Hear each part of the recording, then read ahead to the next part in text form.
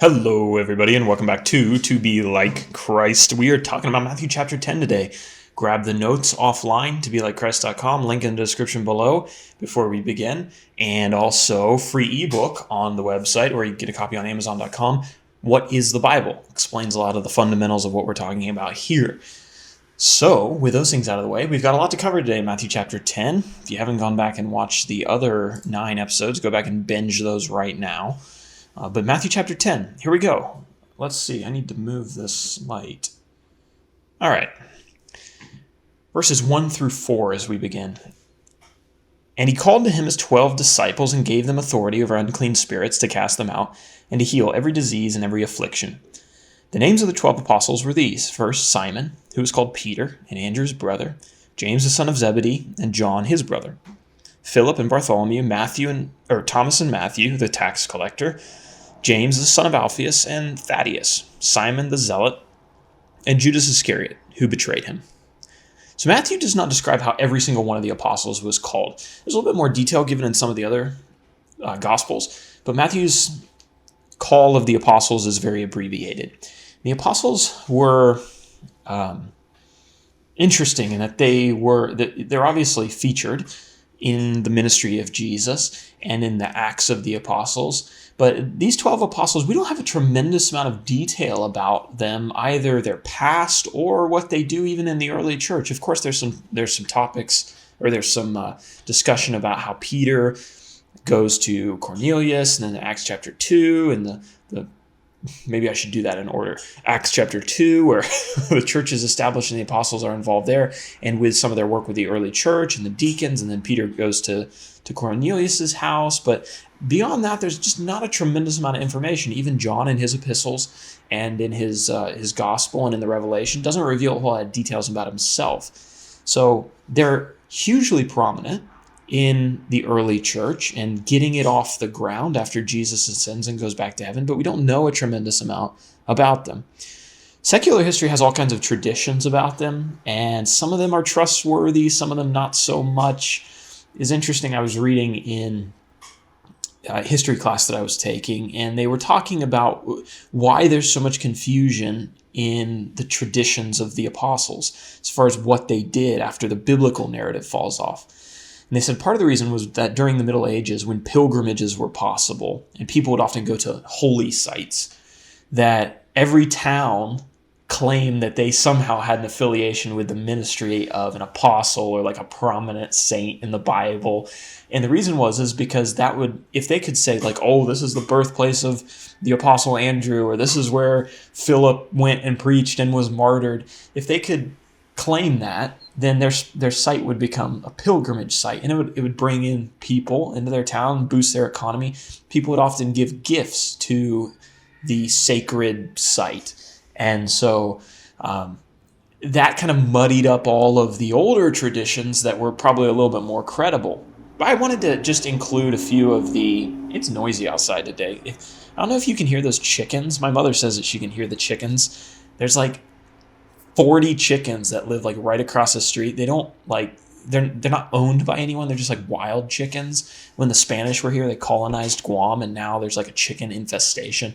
So if you hear chickens, they're not mine. They're over across the street, and I can't do anything about them. I might just go no, never mind. That would be terrible. Anyway, so I wanted to include a few traditions about the apostles just to maybe pique some curiosity in church history, which is really fruitful study, but just some traditions around what happened to some of the apostles. So Peter, martyred. He was crucified upside down. Andrew, he went to Russia to preach the gospel, maybe. Eventually he was crucified. Thomas preached as far as India and was killed by a spear. And you'll notice that a lot of these apostles met a violent death, or at least tradition says that they did. And some of that is probably true. Much of it might be true. And I want you to keep that in mind as we read chapter 10, because in chapter 10, Jesus is going to talk about the sacrifice that's required, the taking up of your own cross that's required to be one of his apostles. And we'll be able to see from the lives of these apostles that they accepted that call in a very real way. So Matthew, the writer of this book, tradition says he went to Persia and Ethiopia. Some say that he was martyred. Some say that he wasn't. Bartholomew traveled extensively to India, Armenia, and Arabia, and there's no clear tradition about how he died. James, the son of Alphaeus, so this is not John's brother, this is the other James, preached in Syria, stoned or clubbed to death. Simon the Zealot ministered in Persia, killed after refusing to offer sacrifices to a false god. Matthias, who was actually the apostle who took the place of Judas, he preached in Syria, and tradition says he was burned to death. John, he traveled to Ephesus and died of old age. James, the son of Zebedee, the Bible confirms how he died. He was actually killed by Herod. Judas Iscariot, we know, also confirmed by the Bible, he killed himself after he betrayed Jesus. So let's look then at Matthew chapter. These are the 12 apostles, the intimate circle of Jesus. Now let's move on and look at verses 5 through 15. I'm going to kill that chicken. These 12 Jesus sent out, instructing them, "Go nowhere among the Gentiles and enter no town of the Samaritans, but go rather to the lost sheep of the house of Israel. And proclaim as you go, saying, the kingdom of heaven is at hand.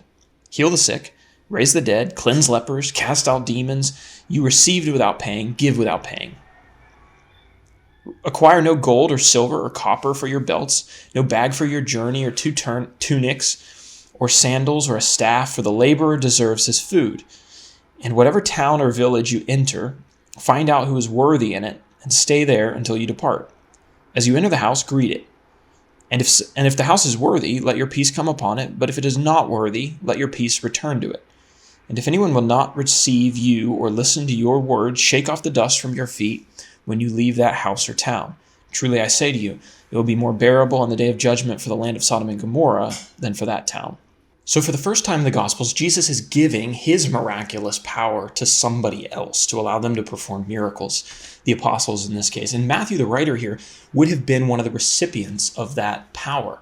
And I think it's interesting just how matter-of-fact he is about this. You know, if somebody had given me I almost said magical powers, supernatural powers, I would have been going around. I'd have a whole paragraph here about how cool it was to watch myself raise somebody from the dead, right? But that's not his mission, right? And that's important because the Gospels, as we've mentioned previous, they're very concise. They're meant to communicate a particular story to a particular set of people.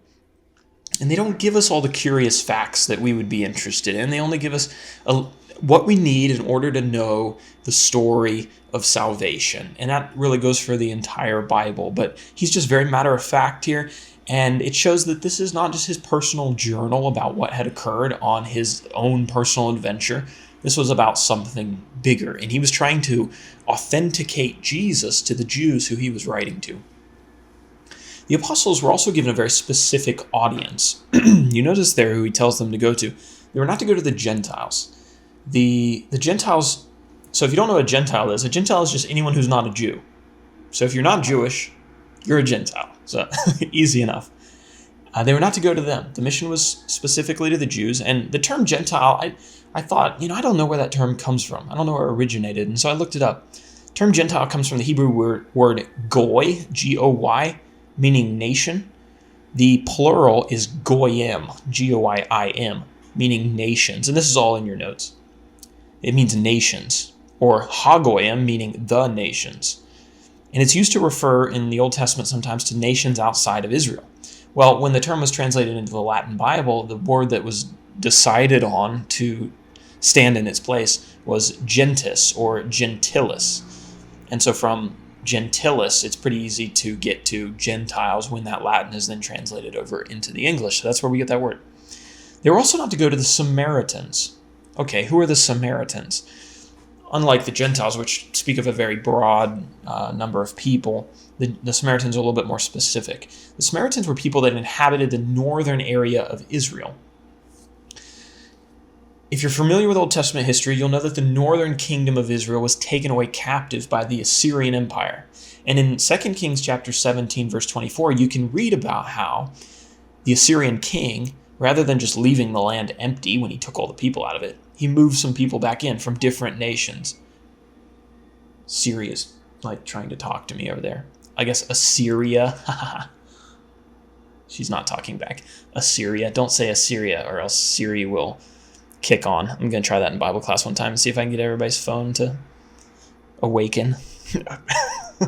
Anyway, I digress. So he brought in people from the nation of Babylon, Cutha, Ava, Hamath, Sepharvaim. Probably butchering that, but that's all in 2 Kings chapter 17, verse 24. And I have a section of that there in your notes. And they came in and they intermingled with the few people who were left in that northern kingdom. So you no longer have, I hate to use this term, pure blood Jews, but their blood is now mixed with other nations. And I don't say that to be derogatory. It's just the best thing that came to my mind at the moment. But so you have these a mixed race rather than true, pure-blooded Jewish people. In verses 28 and 29 of 2 Kings chapter 17, it describes how the southern kingdom actually thought it would be best to send a priest up to the northern kingdom to meet these new people and to instruct them in the ways that they ought to fear God. And it seemed like he had a little bit of success maybe, but not total success, because the people that were there still worshiped their false gods. And so this created a tension between the north and the south. The south believed that they worshiped God correctly. The north believed that, well, they were kind of doing their own thing with this kind of mixed Judaism, mixed law of Moses with idolatry and other things kind of thrown into the mix. And so this was that tension. And so when we open up the pages of the New Testament, we find that the southern kingdom does not like the northern kingdom. And that's the reason why, is because not only did they kind of reject the priests that they sent up to them, but they're kind of doing their own thing up here rather than what's going on down here in the south.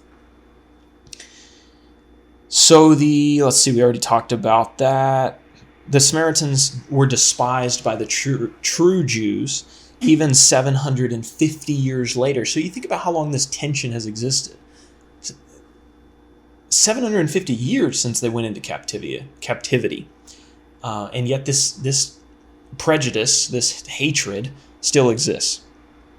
And if you have a chance, please read 2 Kings chapter 17, verses 24 through 41, where you can read about that historical event. And admittedly, I didn't know that those verses are in the Bible or that was ever described before I was studying for this lesson. So they were to go to the Jews only, the lost sheep of the house of Israel. And that sheep imagery of a sheep and the shepherd is used several times in the Old Testament and other places in the Bible. Jesus will talk about himself as the shepherd in several occasions. In Jeremiah chapter 50, so this would have been about 600 years before Jesus was on the scene, Jesus is talking about his people, how his people are lost sheep. The text says, "My people have been lost sheep. Their shepherds have led them astray." The shepherds of the Jews were the Jewish elite, the Pharisees, the Sadducees, the scribes. They may not have been known by that name at that time, but their leaders were leading the flock in a direction that it shouldn't have gone in. And so what they needed was the true shepherd. And Jesus is finally the true shepherd 600 years later to guide his people back into the way that they need to be going. So his apostles in preaching the kingdom are going after those lost sheep that are wandering around in a spiritual wilderness. So they were told to preach the same message that John and Jesus had been preaching. The kingdom of heaven is at hand. It's close. It's coming soon. You need to be prepared. They were given miraculous powers to be an evidence to the truth of their message. Again, we see the purpose of miracles. It was to confirm the words of the apostles, to prove that they had authority and the words of Jesus. Anyone could walk around saying, "Oh yes, I'm the Messiah and the kingdom of heaven is coming." In fact, the Bible talks about false Christs who had said things like that.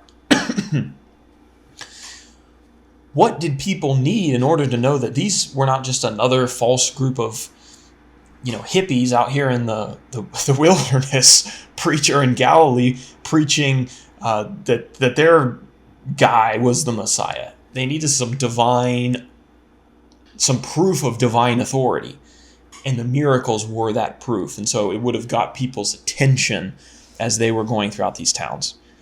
They were instructed by Jesus not to charge people for the miracles performed, but to entrust their livelihood to God's providence.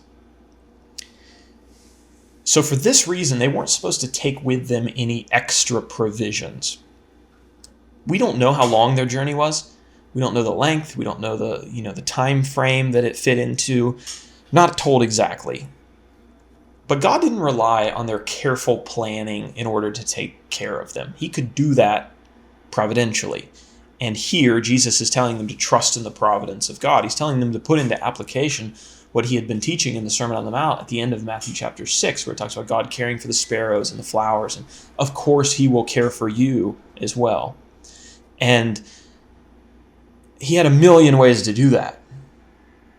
And so that's why Jesus tells them here, take what is necessary and leave the rest to God.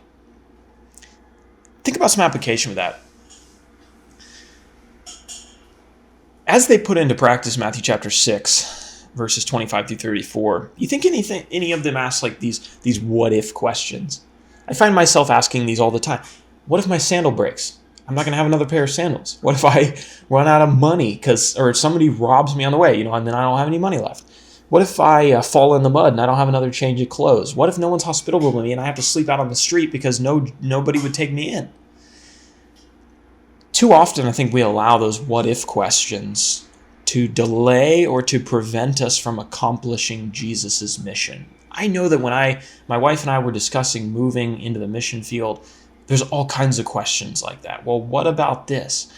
What about, they don't have very good health care there? What about if a sickness or a disease returns? What if you get there and things don't work out the way that you planned? Or what if you run into some trouble? Who's going to help you? There's all these questions. And then the truth is, I don't have the answers to all those. And here, the apostles don't have the answers to all those. And what does Jesus tell them to do? He says, go. Why?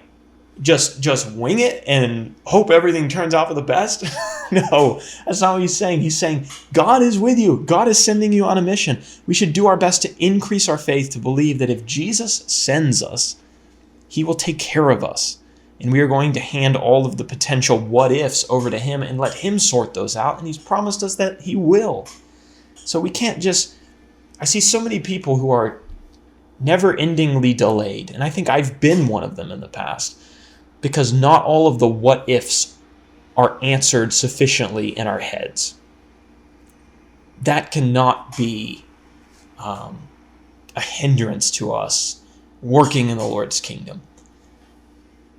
No, I'm not telling people to be unwise or be reckless or to not even be thinking in what they're doing. Certainly God has called us to be wise. We'll see that in a little bit. But there's also a sense in which we must trust in God's providence, because if we are planning to leave only when we have everything in the future or every possibility in the future locked down and solved, you're never going to go anywhere. You're not. You can't have that stuff locked down. Only God can lock that down. And so go in wisdom and let him sort those things out for you. Don't be forever paralyzed by the potential what-ifs. The apostles were to rely on the hospitality of their fellow Jews. That's a really interesting part of this text. And that may seem really strange to us in our culture. I don't know if it's at all similar in the East or in the Palestinian area today, but I know in the West, where I'm from, the United States, if you walked up to somebody's house and you'd be like, hey, I need to spend the night here, that'd be weird. And they would probably not let you. I don't know, they might. But in Jewish hospitality, the way that the Jews viewed hospitality was taken very seriously, and this would not have been a strange request. You can do all kinds of research into this. There's all kinds of writings in the rabbinic traditions about how to do hospitality and how to do it right and how to do it in a way that God would have been pleased with. It's really interesting. But for them, it wasn't just something that they did to be nice or because they felt like being charitable, but it was an obligation. And the Jews were expected to be hospitable to fellow traveling Jews, provided that there was a place, and providing them with a place to sleep and a place to get some food. So the apostles were told to rely on this hospitality for their shelter and to stay in homes of any, quote, worthy Jew. I think by worthy, Jesus probably means just any Jew who was friendly, amiable to the message that they carried, that the kingdom was coming. If the house was not worthy, they were told to leave and wipe off the dust of their feet. So they were not friendly to that message. They would not accept the preaching of the gospel. He gives a stern warning to homes like that, and he says that for them, it's going to be better for Sodom and Gomorrah than for them on the day of judgment, because they've turned away the messengers of God, which is a scary thing. All right, verses 16 through 20. Behold, I am sending you out as sheep in the midst of wolves. So be wise as serpents and innocent as doves. Beware of men, for they will deliver you over to courts and flog you in their synagogues, and you will be dragged before governors and kings for my sake to bear witness before them and the Gentiles. When they deliver you over, do not be anxious how you are to speak or what you are to say, for what you are to say will be given to you in that hour.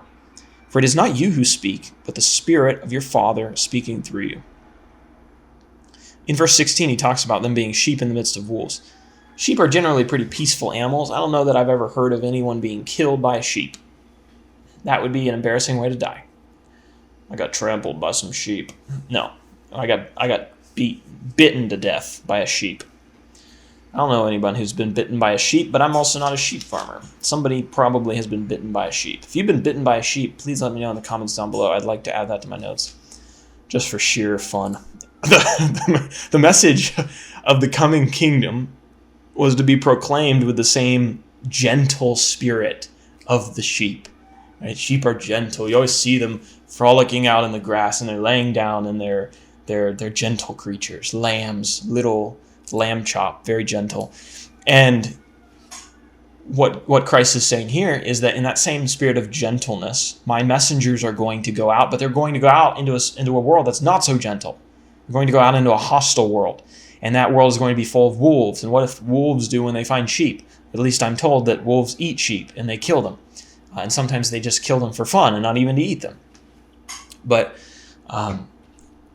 while the message was being preached gently, the wolves would resolve to violence to snuff out the message that they didn't like. And of course, that's what we see as we progress and see Jesus' life.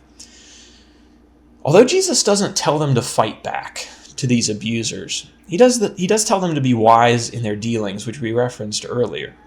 He says to be wise as serpents, but harmless as doves. They were to be wise to determine when and where and how and what audience they ought to be preaching and telling the good news, and to determine how long they should stay before fleeing persecution. He talks about that in verse 23. And also to gauge the hearts of their listeners. You know, that's true, I think, even for us today. Certainly, you could go to a Muslim country that was hostile to the gospel and where it was illegal to preach, and you could stand up in the middle of the town square and preach Jesus. And I would commend you for your boldness. But is that necessarily the wisest way to do it? Maybe not, right? Maybe it's to do it a little bit more subtly so that your ministry can be a little bit longer so that a few more people can hear about Jesus. We're always called to wisdom in teaching the gospel and in the methods that we use. They were to be wise like serpents, but also innocent like doves.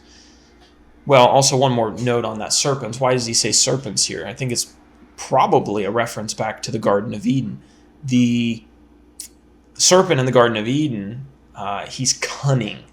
He's using his brain, right? And serpents have always kind of been thought of as cunning. I wouldn't call him wise necessarily, but I think he's crafty, right? And so Christians are called to be not like the devil. Maybe he's not referencing back to that at all, but I think that's where it comes from. They're called to be subtle, crafty. I don't like the way that any of that sounds. Actually, let's just forget that point. I think I'm going to discard that point. It wasn't in my notes. I should have stuck with my notes. Christians are not like the devil in the garden. Let's not make terrible Bible points. Okay. Moving back to the notes. They were supposed to be innocent like doves. They were not to harm others or give anyone any reason to levy any accusation against them or undermine their message. They want to be innocent in the community. They don't want to be committing crimes or stirring up trouble. Why? Because that would give somebody a legitimate accusation against a Christian. Whereas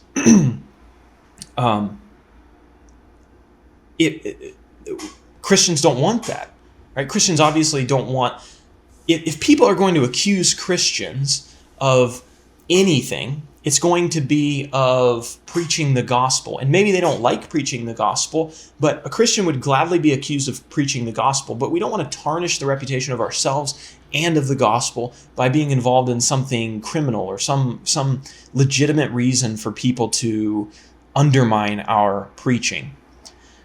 So false accusations were sure to be flung at them, but those with honest hearts would have been able to see that Jesus' followers were honest men, and that the accusations of their enemies were not rooted in facts, but they were rooted in personal prejudice against the messenger and against the master.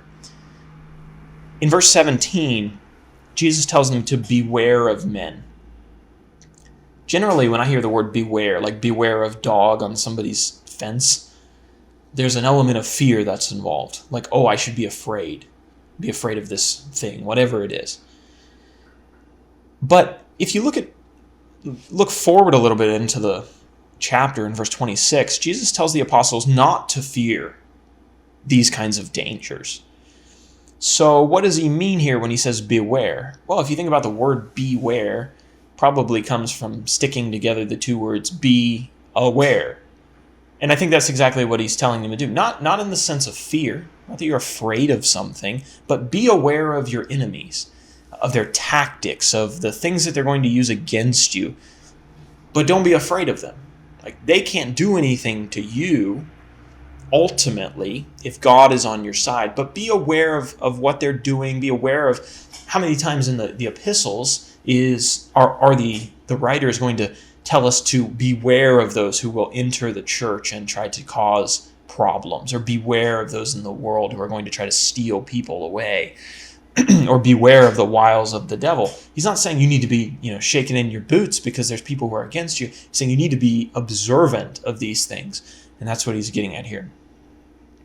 As was pointed out in earlier chapters, the enemies of Christ and his message included the Jewish religious elite, the Pharisees, scribes, Sadducees.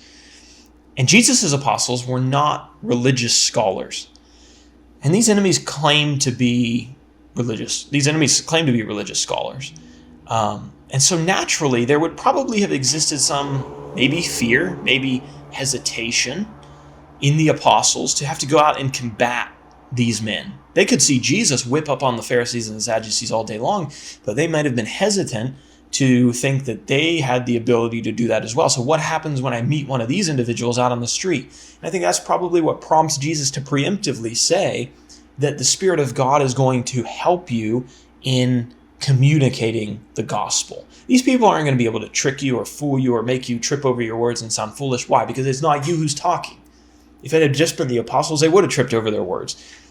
But it's the Spirit of God who is working through them to help them communicate and to accomplish their message. And so Jesus deals with that fear before they even have a chance to ask about it. Verses 21 through 25 now.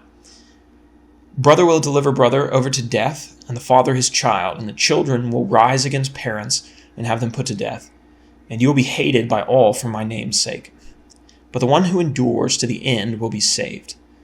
When they persecute you in one town, flee to the next. For truly I say to you, you will not have gone through all the towns of Israel before the Son of Man comes. A disciple is not above his teacher, nor a servant above his master. It is enough for the disciple to be like his teacher, and the servant like his master. If they have called the master of the house Beelzebul, how much more will they malign those of his household? In verses 21 and 22, I can personally attest to the accuracy of Jesus' words there. There are very few things that divide a family as quickly as religious disagreement. There's just something about it. It's so charged emotionally that it has extreme power to unite, but also extreme power to divide. And that's what Jesus is saying. Perhaps one member of a family is converted and is now a follower of Christ. And they go to one of their family members and they try to tell them about Jesus, about eternal life, about eternal punishment, about sin and doing good and following God and dying to yourself and living for Christ. I think it's very easy for that unconverted sibling or family member to view that new convert as arrogant.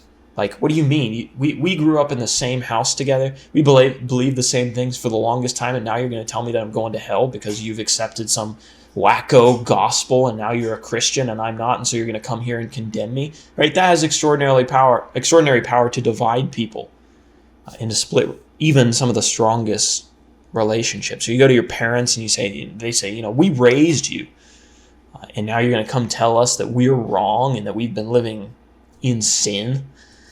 That's a hard conversation to have. And as we read through the Gospels, we find out that Jesus' own family didn't accept him. They rejected him, at least up until his resurrection. Try to view this text, though, not in Western eyes in the 21st century, but view it in the eyes of, let's just move to the East, to some of the Muslim countries that we referenced earlier. Because a minuscule number of people in the West, U.S., democratic cultures, will be killed for converting to Christ, will have their family members turn against them and be killed for converting. And so we read this text typically and we're like, it's just kind of hyperbole. It's not that we're actually going to die, but that we'll be rejected. And that's true. But I don't think it's hyperbole in the sense that if you look to many places in the world, it is actually a reality that people can be killed for converting. You've heard probably about honor killings in some of the more strict Muslim traditions, where if someone walks away from Islam, then their family will kill them because they've dishonored their family. And I believe under some strict laws, in very few places in the world, that's actually legal to do. I don't know if that's still legal anywhere, but I believe at one point it was. Correct me if I'm wrong, but I know that is a tradition that's ingrained in many traditional Muslims. A few traditional Muslims. The minority for sure. So, also, consider all of the context here of this passage. Jesus was asking his disciples to leave behind a devotion to the law of Moses. And this was a law which had been the guiding force of their nation for 1,500 years. And it was probably not easy for the apostles to explain what they were doing to all of their relatives. I imagine some were on board. Some may have had honest hearts to accept the Messiah. But Jesus is, let me correct the statement I just made. He's not asking them to abandon the old law, but he's asking them to accept that it is being fulfilled in that Jesus' new covenant is coming next. A lot of the Jews did not think that Jesus was the fulfillment and would not have accepted them moving on to the new law. That's what Jesus is asking them to do, but probably, almost certainly, amongst some of the apostles' family, there were those who said, no, we need to stay with the old laws, bought in maybe even with the Jewish leaders, and they would have had to, or their relationship with that family member would have been strained because they're now following this guy who's claiming to be the Messiah and claiming to be the fulfillment of the old law. So the apostles here, this was probably a reality. Not to mention that they had left their jobs, and some of their fathers, they worked with some of their fathers. We don't know what impact that had on them economically or relationally, but I know that when I left my job, there were people who were looking at me like I was crazy for leaving my job to go do mission work. So all that context is important when you think about the way the apostles would have viewed Jesus' words here. And we are told that it wouldn't just be their family, but it would be, verse 22, all men who would be opposed to them. Jesus tells them that if they endure to the end, they will be saved. So persecution is going to be their constant companion as they walk in this Christian life. When they were rejected and persecuted in one town, they were to move to the next one. They weren't to quit and say, oh, well, no one wants to hear the gospel today. No one is going to accept our message, so I'm not even going to go. No, they were to go, and if they were rejected, they were to move on and go to somebody else. And I think there's a good application there for us as well, because we have a tendency, I think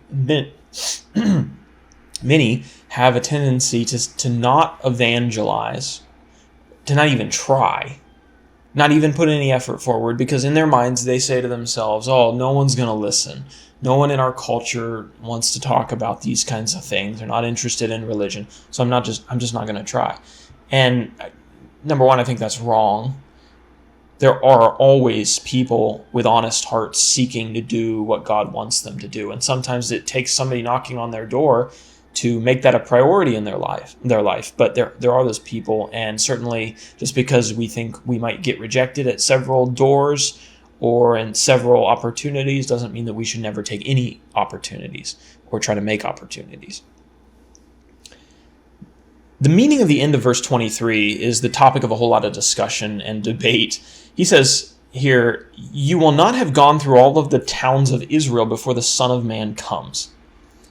The identity of the Son of Man isn't debated. That's Jesus. He refers to himself that way a couple times, even in Matthew. So the debated part is this talking of what is the coming of the Son of Man? Because you think Jesus is already here. He's on earth. He's talking to them right now. What does he mean he's coming? There are three prominent thoughts on this. And I'll give those three, and I'll tell you which one I prefer. The first one is he was referring to Judgment Day. So Jesus is going to come back, right? The second coming, Judgment Day. Second one is that it's a reference to Jerusalem in 70 AD when the temple is destroyed. Okay? Third one is that it refers to Jesus' resurrection and the establishment of the kingdom, the church. Theory 1 and theory 2 seem unlikely to me, especially in the light of statements that Paul makes, like in Colossians chapter 1, verse 16. I'm trying to think about how deep I want to go into this. I don't want to... It's in the notes here if you really want to delve into some of this, but they seem unlikely to me because of verses like Colossians chapter 1, verse 16, where Paul says that the gospel was bearing fruit in all the world. And here Jesus is saying, you will not have gone through all the towns before the Son of Man comes. Now, you can say, well, the gospel hadn't been preached in its fullness in all those towns or all those areas yet, and I suppose that's true, but you could probably make that case from now until forever. But anyway, dig into that a little bit more if you want to. But I like theory 3 the best, personally. I wouldn't bash theory 2 too much. But theory 3 is the one that I really like, and that's probably a reference to the coming of the kingdom, coming of the establishment of the church, which would happen in a few years. So he tells them that they will not have gone through all of the towns and preached this message to the people that needed to hear it before, or the people that were in that country before his death and resurrection and the church was established. So I wouldn't take anybody to task on their interpretation of that necessarily, but it's theory 3 is the one that I'm sticking with. Without delving, I just don't want to dive too deep into that. I feel like it's, in some ways, never mind. I'm just going to stop talking. I'm going to move on. I don't even know what I'm saying. Matthew chapter 16, verse 18. Truly I say to you, there are some standing here that shall not taste death until they see the Son of Man coming with power. That's a statement that Jesus uses when he again references that coming, the coming of the Son of, or the coming of the kingdom. He talks about how there would be some alive there who would see the coming of Jesus, the Son of Man, coming in his kingdom. I think that's probably the same way that he's using it here in this text. And so that's why I like theory 3 the best. So now that I've just thoroughly confused you and bumbled for a few minutes, let's move on. Let's look at verses 24 through 25. He talks about a disciple not being above his master. And there's a strange word there that I probably need to add to the notes. Beelzebul. That's just another reference to the devil. I'd be interested in studying the origin of that word, but I don't have it here. So let's look at what he's saying. The apostles should not be surprised about the way that they will be treated. They had already seen Jesus being mistreated by some of the Jewish elite and people, and they had not yet seen even the half of that. He hadn't been crucified yet. If Jesus was a perfect man and was preaching the gospel perfectly, and he was still persecuted, the apostles should expect the same or worse treatment by carrying his message in an imperfect way. So that's all he's saying there, is that, can you expect to be treated better than me when I do this job perfectly? You'll do it imperfectly? He says, of course not. So expect to be treated poorly by people who hate you, by the wolves who want to tear you apart. As we looked at the verses the traditions in the very beginning of this Bible lesson, that's what many of the apostles received, that same hard treatment that Jesus got. And so the question for us is, should we expect anything different? A lot of thinking and meditating that can be done on that, as far as what kind of commitment we need to have, how much we need to be concerned about people's opinions of us, what a true disciple of Christ looks like, etc. So I will leave that to your brain, and I'd encourage you to think about it. Verses 26 through 33. So have no fear of them, for nothing is covered that will not be revealed, or hidden that will not be known. What I tell you in the dark, say in the light, and what you hear whispered, proclaim on the housetops. Do not fear those who kill the body, but cannot kill the soul. Rather fear him who can destroy both soul and body in hell. Are not 2 sparrows sold for a penny? And not one of them will fall to the ground apart from my Father. But even the hairs of your head are all numbered. Fear not, therefore. You are of more value than many sparrows. So everyone who acknowledges me before men, I also will acknowledge before my Father who is in heaven. But whoever denies me before men, I also will deny before my Father who is in heaven. Got like 5 hours of sleep last night. You can probably tell. So verses 26 and 27 here, where he talks about fearing. Who is worthy of your fear? He talks also about nothing is covered that will not be revealed, or hidden that will not be known. Everything is going to be brought to light in the end. And the evil enemies of Christ are going to be exposed for what they are. Their lies and their slander would be revealed. They would not go unpunished for their rebellion against the message of the kingdom. And they would be exposed as the true children of Beelzebul, or of Satan. So think about what they are going to accuse Jesus' apostles of. They're going to say, "Oh, you are from the devil." And in fact, Jesus is accused of casting out demons by the power of the devil, right? He says, you're gonna receive the same accusation. But in the end, everything that is covered, is hidden, that maybe is veiled from the view of other human beings, injustices that happen that don't seem like they're punished, everything is going to be uncovered in the end. And then the true workers of Satan will be revealed. The true children of Satan will be revealed. And it's not going to be you. And so don't worry when they make these false accusations against you. Everything will be exposed when the time comes, and God will bring justice. The apostles would be vindicated as preachers of truth. In light of the way that things were going to turn out, as Jesus has just said, the apostles were to boldly preach what Jesus taught them privately in public. We know and have talked about how Jesus taught his apostles the details of the kingdom that were often not revealed to others. And so here he's telling them, as it says in the verse, What I tell you in the dark, say in the light, and what you hear whispered, proclaim on the housetop. So Jesus is communicating these things of the kingdom to them privately. He's now giving them power to go out and preach them. The Spirit is going to help them. And so now they are to go out and to proclaim what has been hidden, what has been privately communicated to them. I think that's what that verse is talking about. And they didn't have any need to fear the opposition that was going to face them. They could have confidence that God would make everything right in the end. Verse 28 through 31. He says that there's no reason to fear an enemy who can kill or injure your physical body, but doesn't have any power over your soul. Because if they kill you physically, God is prepared to take care of your soul on the other side of death. Ooh, knocking stuff down. God is the only thing worthy of fearing, and I think this is a really important point. He has power to destroy the body and the soul.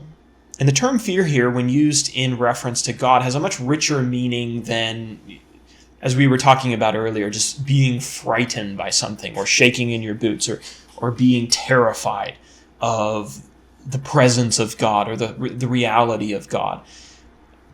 When we talk about fearing God, how a Christian should fear God and keep his commandments, for this is the whole duty of man, Ecclesiastes. It's talking about keeping God in his proper place of priority, in his proper place of reverence, and having him be the highest affection of our lives. That's what it means to fear God. And there is a healthy respect for the power of God and the wrath of God if we are to move in rebellion against him. So that's the way that the Bible uses that term fear. And you think about it, if we fear God properly, if we do all those things, if we keep God in his right place of priority and reverence, then there's nothing else in the world that we need to fear as Christians. If you fear God, you shouldn't fear anything else. I made a video on that, but the basic idea is, look, what are people going to do to you? What could possibly happen to you? God has already promised to give you the necessities of your life. You'll face temptation, but even if they do the worst possible thing that they could physically to you, which is what? Kill you? God is there also on the other side of death to care for your soul and to give you more than this life ever could. So if you fear God properly, nothing else is even worthy of your fear. But if you don't fear God properly, then everything should be feared, because everything is a threat to our lives. And if something is able to take away our life, we don't have the promises of God on this side. We also don't have the promises of God on the other side of death. And so everything is a threat to us as a physical being. Spiritually, we're in danger because God's wrath is going to fall on us because we're still guilty of our sins and we haven't accepted Christ. So we have a reason to fear everything. Pandemics, COVID-19, getting hit by a car, tripping over a ledge and falling off a cliff and dying. Everything is a threat to all that we are. So fear God. And then you can relinquish all your other fears. And God's a better master than all this stuff over here in the physical world anyway. Verses 20, let's see where we were. Jesus says that the good news here is that this powerful God is on your side. He's with you.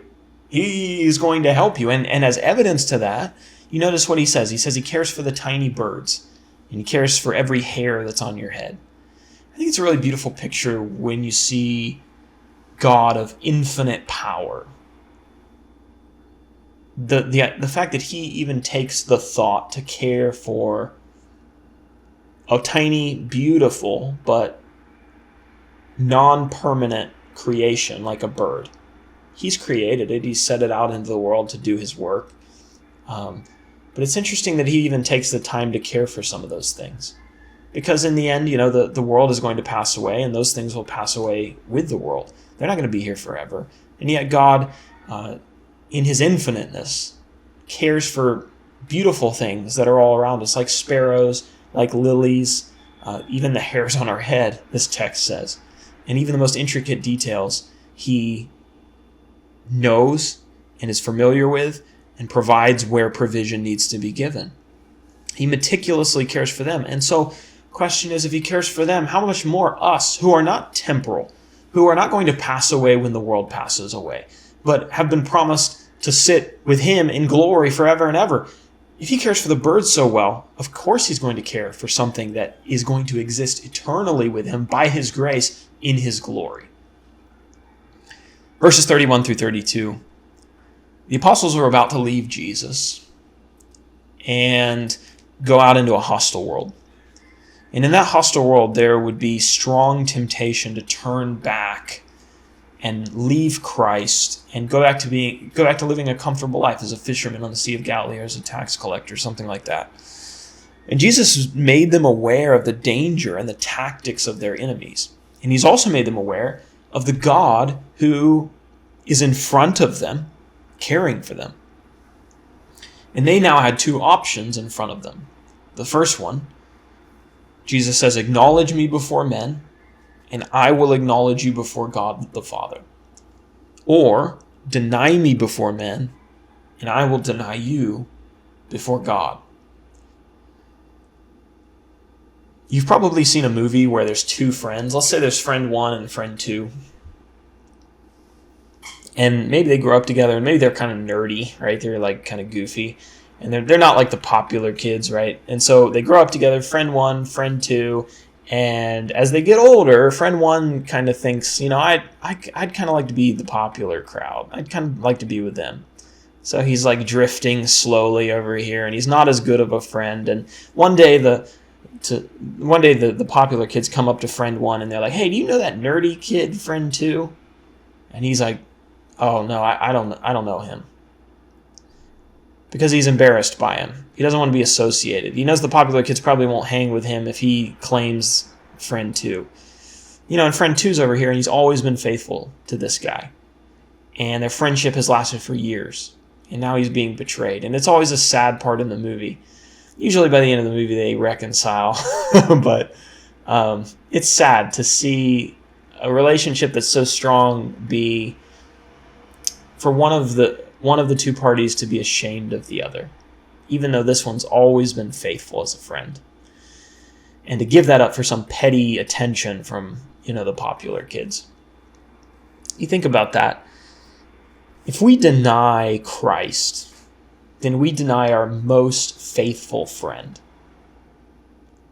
I just did a video this morning on the steadfast and enduring love of God out of Psalm 106, and in that text it talks about how even through all of the Jews' sins, God was always faithful to them.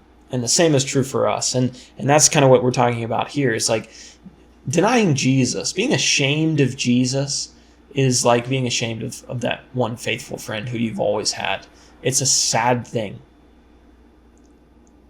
And a shameful thing. And something that needs to be made right.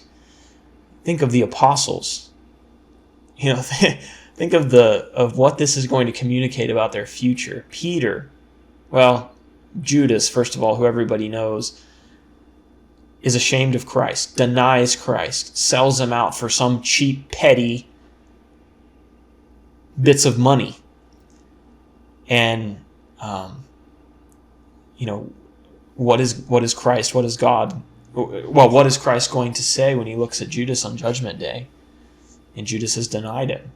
Jesus says that I will deny you. If you're embarrassed by me, if you think I'm embarrassing, then I will deny you on Judgment Day. And when you look at Christ, who is your only hope on that day, the last thing you will have ever wanted to do was to deny him in front of men. Because you were more interested in that quick attention from the popular kids, the world, than by your friend who had always stood by you. And the world does a really good job at making us embarrassed about talking about Jesus, right? They make it sound like it would be embarrassing for Jesus to be our friend. And they make a very compelling case. And so you see these interactions that children often have, but how different are those really than the situations that we get into in the spiritual world?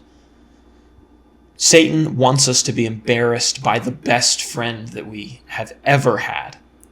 And if we sell out, not only is it sad, but it's going to be our ultimate regret when we need Jesus to stand by us on Judgment Day and claim us so that we can have our sins forgiven and be justified through his righteousness. And it'll be terrible. Verses 34 through 39. Maybe we can... Let's see. Yeah, we'll be done pretty quick. Verses 34 through 39. Do not think that I have come to bring peace to the earth. I have not come to bring peace, but a sword. For I have come to set a man against his father, and a daughter against her mother, and a daughter-in-law against her mother-in-law. And a person's enemies will be those of his own household. Whoever loves father or mother more than me is not worthy of me, and whoever loves son or daughter more than me is not worthy of me. And whoever does not take his cross and follow me is not worthy of me. Whoever finds his life will lose it, and whoever loses his life for my sake will find it. So verse 34 through 38 first. As we look at these, do not think that I have come to bring peace to the earth. I have not come to bring peace, but a sword. And you think about that and you say, wait, I thought Jesus was about peace. Isn't he called the Prince of Peace back in some of the prophecies? I believe that's in Isaiah. He called the Prince of Peace. What about verses like, Philippians 4 verse 7, or some of these other verses that talk about the peace of Christ, or the peace that Christ brings, or the peace that people have within the church, that Jesus was here to bring peace. And that's true in some sense. Jesus came to bring peace between God and man. He's the only offering of peace between, a reconciliation between God and man. But that does not mean that the gospel always brings peace between man, or man and woman. In fact, he spent now the better part of this chapter already talking about those who the gospel would not bring them peace with, these wolves who are after the sheep. Jesus is warning his apostles about the potential hardships of being one of his followers, and he talks about family members here. So your most intimate acquaintances, as he did earlier in the chapter. The gospel message has divided thousands of families since the time that it was preached in Galilee. And many people have had to make the decision to save their soul at the expense of their family. And if the apostles were not prepared to make that sacrifice, they were not worthy of Jesus. That should communicate to us something of the value of God. Because to us, many of us, the most valuable thing in the world, the thing that we would not sell for anything, would be our family. And Jesus says, if you won't give them up to be associated with me, then you're not worthy of me. That cost is that high that if I were to ask you to sacrifice that you would have to do it to be my disciple. I feel like it's important to notice that loving your family is not a sin, right? I mean, everyone knows that. That's kind of obvious. Loving your family is not a sin. It's not wrong to love your family. In fact, you're told to love people. So, what's Jesus getting at? It's not a sin to love your family, but surrendering your commitment and your conviction to Christ in order to have more of your family and less of Christ is a sin. Let me say that one more time. It's not a sin to love your family, but surrendering your commitment and conviction to Christ in order to have more of your family than Christ is a sin. Not all of our decisions, this should bring out that not all of our decisions are going to be black and white in the Christian life. This is not a decision between right and wrong. Loving your family and being part of your family is a good thing. Christ is obviously a good thing. Some of the decisions that we have to make in the Christian life are the decisions between what is good and what is better. I think there's a lot of Christians who really struggle with this concept. They want to see everything in black and white. What's a question you hear all the time in the church? Is it a sin to fill in the blank? Is it a sin to do this? Is it a sin to do that? What are they asking? Give me the black and white line. Where is the line? Where can I go and where can I not go so I can stay in the light and not in the darkness? Give me the line. And the truth is that not all decisions are like that as we try to follow Christ. In fact, I think Christ, in teaching the Sermon on the Mount and really trying to get into our hearts rather than just into the rule book, is trying to communicate that to us. He's talking about, counting the cost, and he's talking about not building before we have thought about how many supplies we are going to need. And in order to get, I'm going to drop that analogy. I mean, that is Jesus' analogy, but I don't think I'm going to use it here. What he's asking us to do is to be all in on him. And that means that we might have to sacrifice some good things that may take up a lot of our time. We might have to sacrifice them on the altar of something better. Jesus is the ultimate. And if there's anything, even a good thing, that demands so much of you that it causes you to have less of a relationship with Christ, then we should really think hard about that situation. If something is taking away from our time that we could be spending working in the vineyard of the Lord, even if that's a good thing, we need to think about the balance there. Which is good, what's good, but what's actually better. And let's devote ourselves to those better things. I know that there's such devotion to sports, to extracurricular activities of any kind in schools, for me, working out, exercising. Those are all good things. There's a lot of good that comes from all of those things. But we cannot worship, it's not the word I want. We should not spend so much time doing the good that the better is neglected. The spreading of the gospel, the preaching of Christ, the loving of our neighbors, etc. I think you get the point. Not everything's black and white. Some things are a decision between what's good and what's better and what's best. All right, so where were we in our notes here? Surrendering your family to follow Christ may be one of the hardest sacrifices that anyone can make. And that's because for most of us, being around our family is a really high priority. You think some people live in the same location their whole lives, not because they love it or because they're particularly drawn to it for any reason, but because their family's there and they don't want to move away. People turn down career promotions, job opportunities. Sometimes family location determines where we go to school in college. And then because of that, where we get our first job and where we make our career and where we stay for our entire lives. We center ourselves around family. I used to think when I was younger, I was like, why would anyone stay in Ohio where I was raised? And as I got older, I realized, it's because your family's here and the people that you love are here. And again, that's a good thing. But moving on, I'm not going to go back to that point. Maybe I am. When I moved originally to Guam to pursue mission work with my wife, it was the first time that I had moved really far away from my family, to the point where it took more than a car ride to get back.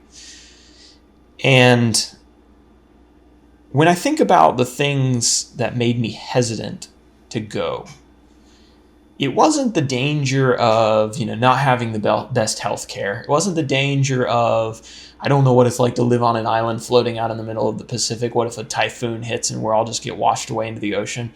It wasn't that people were dangerous or the crime rate was higher or that, what else do I have on here? Or the fear of change. Some people just fear change. It wasn't any of those things that made me hesitant to go. The thing that tempted me the most to stay was my family.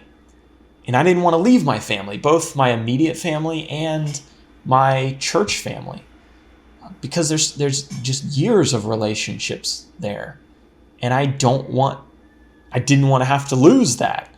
Not that I'm losing it, but the relationship is different, obviously. I live 15 hours away by plane, so you understand. It meant for me missing the birth of my first nephew, which I still have not seen, only on Facebook. and FaceTime. It meant missing family traditions and holidays that I loved. It meant missing Christmas because we left in the early part of December, and just that quality time that people like to spend with their family. And luckily for me, I have video chat and FaceTime, Facebook, Instagram, whatever. I can keep up with a lot of the goings on back home. But you think about people who lived 100 years ago, what going out into the mission field must have been like for them, where the only way you were going to contact somebody was by letter, and that was if your letter even made it through the postal system, because you were out in the boonies somewhere trying to preach the gospel and start a church. The sacrifice would have been significantly greater. And every time I boo-hoo about my situation, that's something to think about. But for many, following Christ means being cut off from your family completely. In my case, I have a great family. My family, they are Christians. They're supportive of what I'm doing. I think they're sad to see me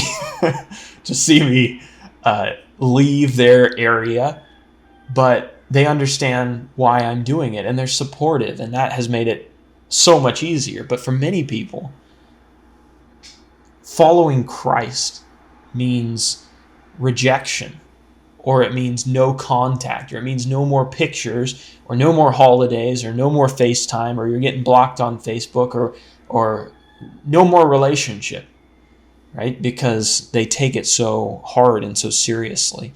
Or your relationships, are never the same after that. They deteriorate because there's some tension that exists. And you can see why somebody would want to go back, would want to give up Christ to go back, to have a little less commitment or a little less conviction so that they can have a family again. That'd be hard. I can't even imagine what that would be like. To make a commitment of that with that gravity, I guess, in consequences.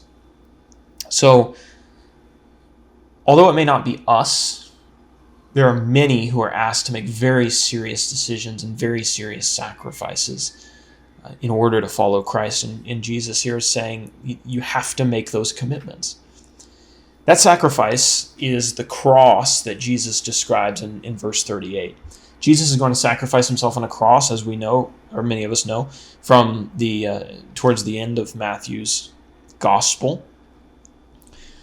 And each of his followers would also be required to make a sacrifice. You notice here, do I want to make this point? Yeah, I think so. There's no question that we are saved by the grace of God. None of us merit our salvation. We don't deserve it, right? We're saved by the grace of God. But notice here that there's also sacrifices that are required of us. There's all this discussion about faith and works, and I feel like half of the argument is just a semantic argument, but people tripping over words and how loaded these words are because we've been in such hot debate in the religious community for so long. But this is not a hard concept to understand. Jesus doesn't go into a huge theological debate about this. He says, I'm asking you to come to me. I'm extending my grace to you to save these people, to save you who are sinful. I'm calling you to me, but there's going to be sacrifices that are involved in that. And you've got to be willing to make those sacrifices and not turn back and not shirk when things get difficult in order to be worthy of me, in order to be my apostle or my disciple. And what's he say? If you're willing to do that, I will acknowledge you before my Father. But if you want to come along on this journey and start, and then you find that along the way, you don't want to do this anymore, and you no longer acknowledge me, then I will no longer acknowledge you before my Father who's in heaven. So we have a gift from God, which is grace, and we have sacrifices on our end that Jesus here is calling us to make.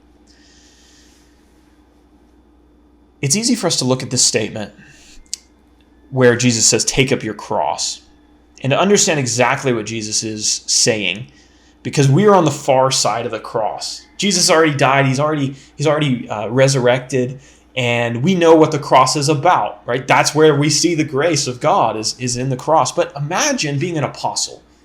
You're on the other side of the cross. Jesus hasn't died yet. And the only way that a cross is significant to you right now is that it's a horrible form of death and torture that the Romans put people through.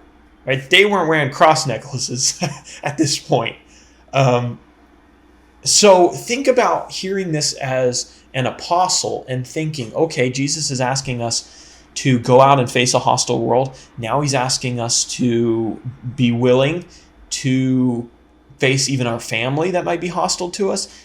And now he's talking about a cross. Like, where, this escalated rather quickly. Like, here we were just watching Jesus performing miracles, and now Jesus is like using this illustration of this terrible torture device that we're going to be killed on. Like, might need to take a step back from that for a second, or at least that would make you think, oh, this is serious business. I'm not just out here goofing around. So when you read that, it's important to read it through the eyes of somebody who had yet to see the cross and the resurrection, and maybe just how shocking and how confusing, probably just mainly shocking, that would be to you. Let's look at this next verse here. It says, whoever finds his life will lose it, and whoever loses his life will find it. What does he mean? I find that to be a little bit confusing. Let's dig into it, sort it out. When Jesus talks about finding his life, or finding life, I understand him to be talking about a person where a person's heart belongs, much like we talked about in Matthew chapter 6, verses 21. Where your treasure is, there your heart will be also.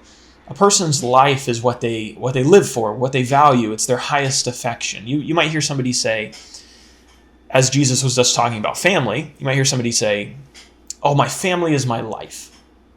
What do they mean by that? It means that it's their greatest treasure.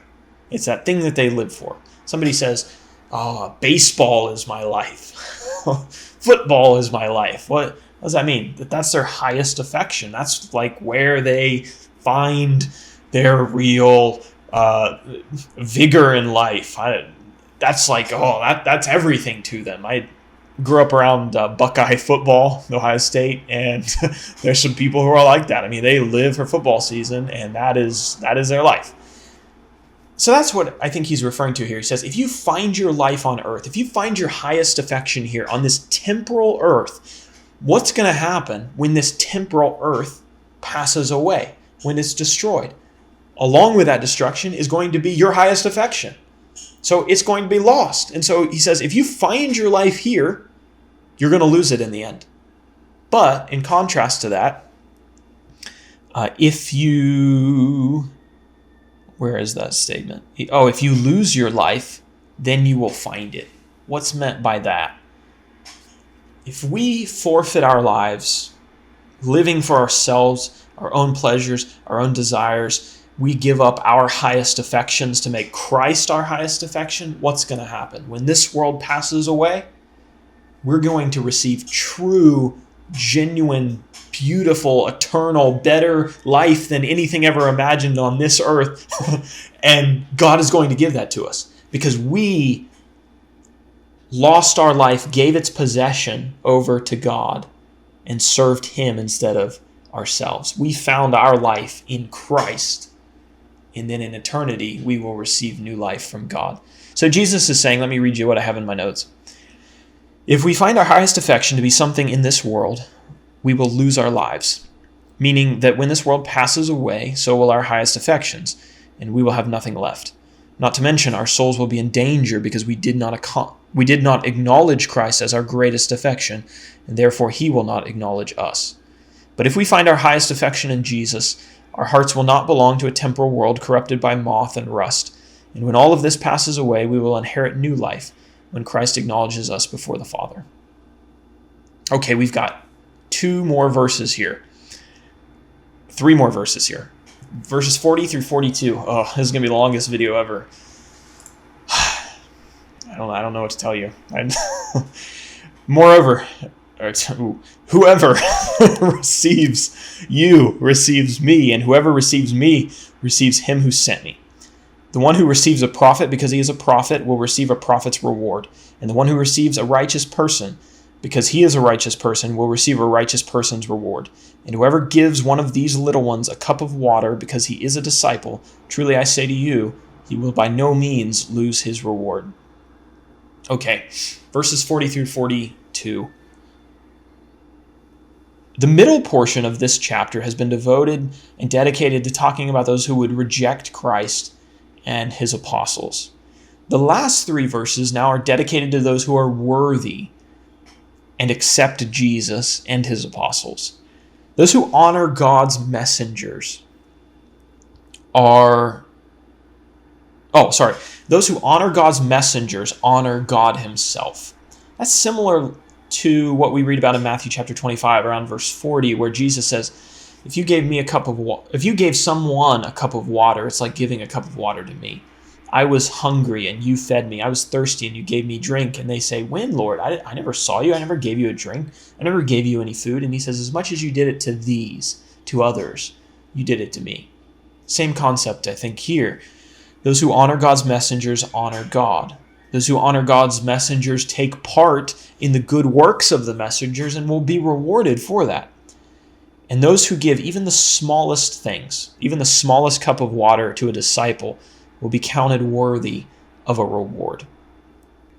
We can't all participate in every work of the church.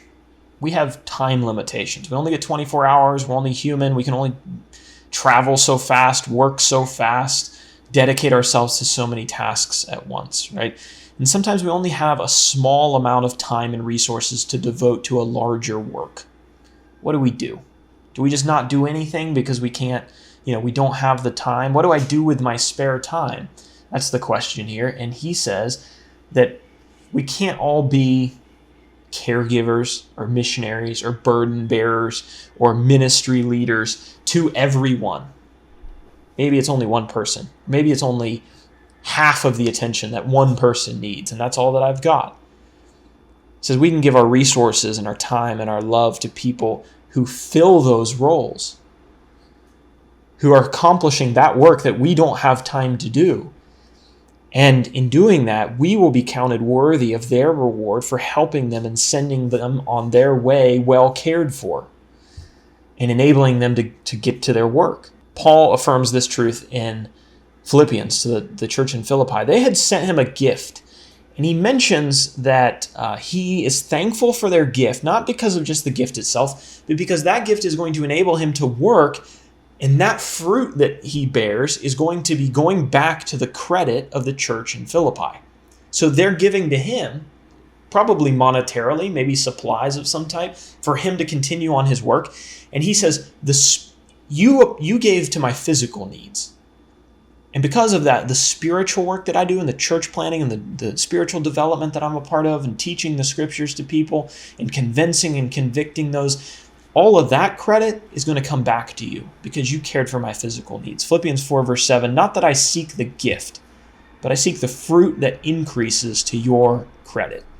And that's an important thing for us to remember because, again, we can't be everything to everybody. There's so many needs. We're restricted on our time. But what we can give will be what we give to others and the work that they accomplish because we've cared for them. That credit will return to us. I think that's important to remember when there's someone out there, they have a need. Maybe you're not intimately involved in their work or in their life, but there's a need. And you say to yourself, well, I don't have that much to give. So whatever I can give is not going to be effective to really get anything done. So I'm just not going to give. Don't do that. Think about it in terms of this. Jesus says a cup of water. Like, everybody's got a cup of water for the most part. You give that, he's like, it's as if you're giving it to me. And if Jesus asked me for a cup of water, I'd give him a cup of water.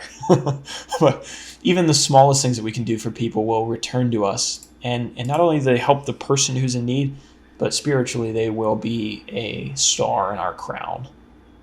So that's chapter 10. Whew, that's going to be a long video.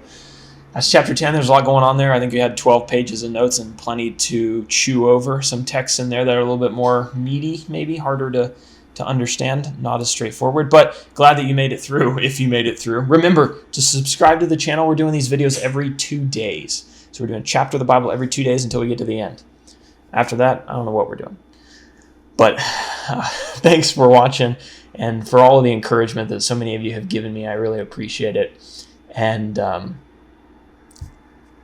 if you have not read my wife's article, if you saw my video on having COVID-19, great. If you haven't, you can go back and watch that. But on our website, my wife wrote an article from a little bit more of a medical perspective, just some helpful information on what the virus was like and maybe how to go about your life in light of the virus. It's over on our website, 2BeLikeChrist.com. And so go check that out if you want a good article. I could give you medical advice, but probably don't want to get that from me, even though I'm pretty good at Googling stuff and going on WebMD.